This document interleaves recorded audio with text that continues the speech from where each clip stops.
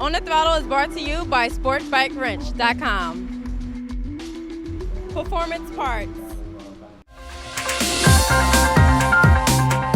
We're here at Chicane Motorsports today, which is a little shop I have here in Las Vegas, Nevada, and we're going to go over the setups between a full setup stunt bike like this one here that I use for competitions and my day-to-day beating, and then one that I'll use more for shows and demos, and something that I can actually ride around on the street and have nobody know the wiser that I've set it up to be able to be a functional stunt bike.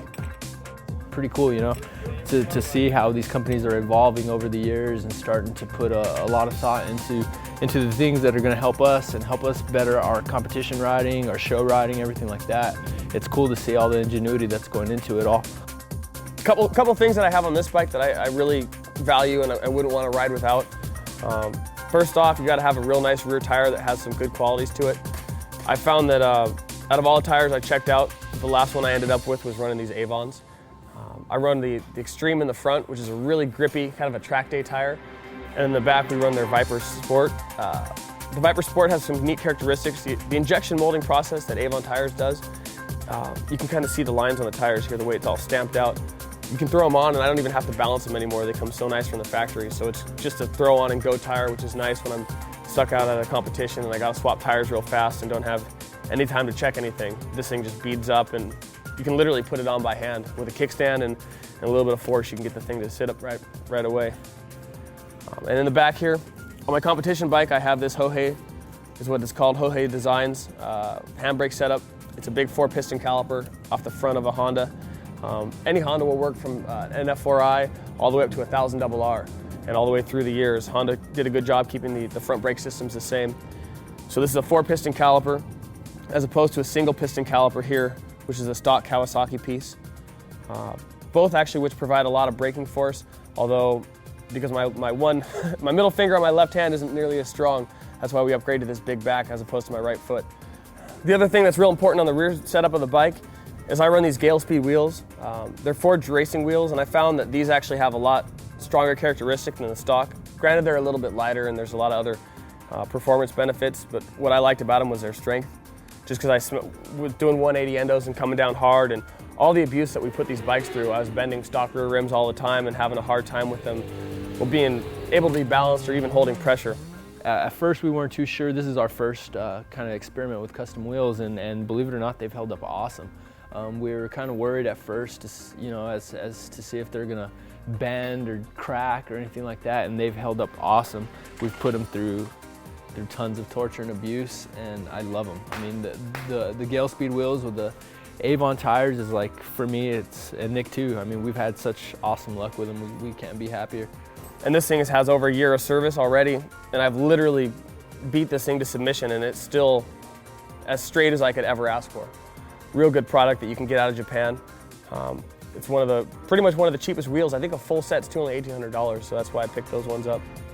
In the back, as opposed to just a crash cage, they've recently started to develop these for mass production.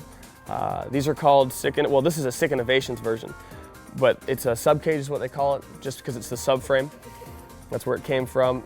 It's nice because we've got these fixed pegs that stick out, and if you look later with the camera, you'll see that the clearance, it'll save the stock foot peg.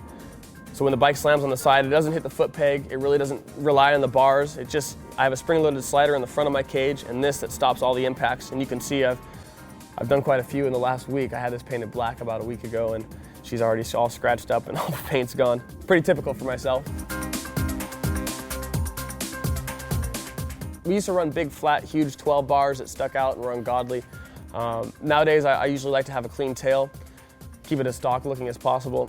This is just a small bar that's bent, that sits under and bolts up to the subframe with a little titanium chunk on the end because it does nice sparks, and everyone likes fire, so I figured I'd make it look pretty if I could. I run a race tail, a Hot Bodies race tail with a 905 round bar, which is the traditional scrape bars that we used to use for the longest time were a big giant square contraption that you flip a stoppie at speed, or you do anything to where the bike's going to land on you, there's a chance that it's going to take you out. And just I flipped a stoppie and the bar hit me in the back and just kind of took out my whole back. I thought I broke ribs, had to go to the hospital. So, you know, after things like that, you kind of learn what to do, what not to do, and we ended up going with the round bars to kind of alleviate that whole problem that we had. It's more just to save the tail anymore. I don't really use it for dragging or for anything other than just not scraping up the stock plastics. Right here I have some rear sets. These happen to be Graves. I got them for real cheap.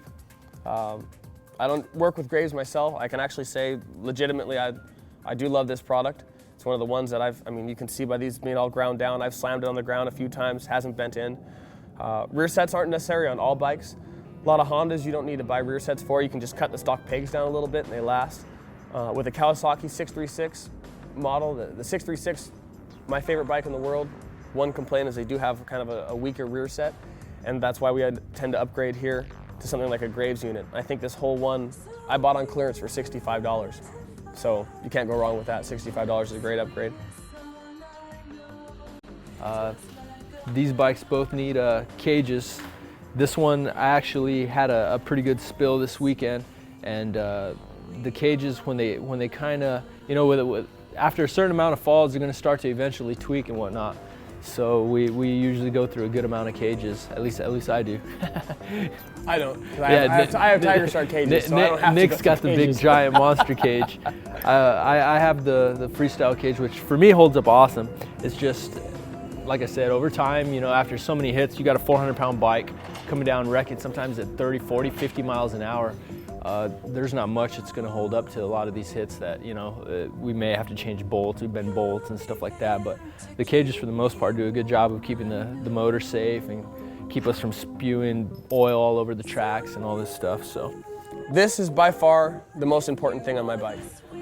If I had to choose one thing to have and be able to have a good time, it would be a cage, because this allows us to toss the bike on the ground, pick it up like nothing happened, and keep going down the road. This is actually the logo for the cage company here. It's Tiger Shark, kind of a funky name. But some of the best people in the business. Bruce and Lisa are the owners, and they're based out of Northern California, right around the Bay Area. Some cool tech actually went into this design. Bruce builds submarines for a living, and he just decided that, you know, he liked the motorcycle stunt community, thought we were a bunch of great guys, and wanted to start engineering cages for us. There's a spring-loaded slider. In between here, there's some real stiff springs. They're actually heavy-duty valve springs. I think it's for a Ford race motor. This is what we keep on talking about as far as the suspension in the cage. Like I said, it's a heavy-duty valve spring. And actually, something else that Bruce engineered here, it's like a bump stop that you'd find in a car suspension. So if the spring does compress too much, it's going to kid onto the rubber, and then between the rubber and the spring, you're going to have a great piece that's going to stop the majority of the impact from being absorbed into the motor and into the cage. Thus, you know, perhaps compromising the motorcycle. Instead, it mostly just sits in this Durlin puck here. And so as the impacts come, the spring will absorb it, and the bike basically will have a softer set down.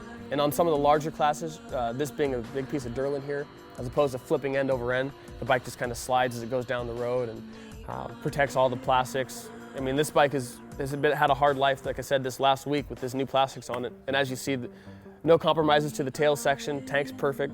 And most of the bodywork seems to be in good order, even though I cut it up before I painted it.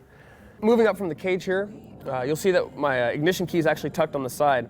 The reason I have my ignition down here is because a lot of the tricks that we do these days have my feet over the front of the bike, kicking around and flailing and jumping through, and the last thing you ever want to do is kick your key off mid-wheelie. I've done it before, and getting spit over the bars at 30 miles an hour is about the stupidest thing you've ever done, considering that you can literally just cut the key off and put it down below there. Saves you a lot of time and trouble.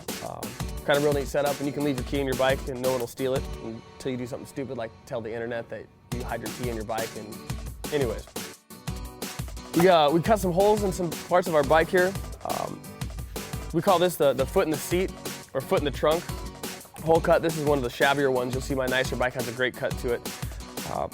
Literally all you do is you just take a disc, cut out a hole, pull the factory synthetic leather or whatever you want to call this, the factory vinyl back, fabric back, and staple it in. And what you got is a great little place to put your foot. Since we don't run these longer bars anymore, now that I have just this hole in the seat, this is pretty much my staple. I love this thing. You'll find me using it all day today. Kind of like the tank. We do match the tanks in still. Ernie did a good job, my partner over here. Ernie basically mashed the tank in for me. He's one of the masters of the craft. Bonded it all perfect. Frenched in the gas cap. Of course, I've already cracked the bond by jumping on it like an idiot, but Perfect little dent, holds me in, so when I'm sitting on the tank, I got a real good cup, kind of a support thing.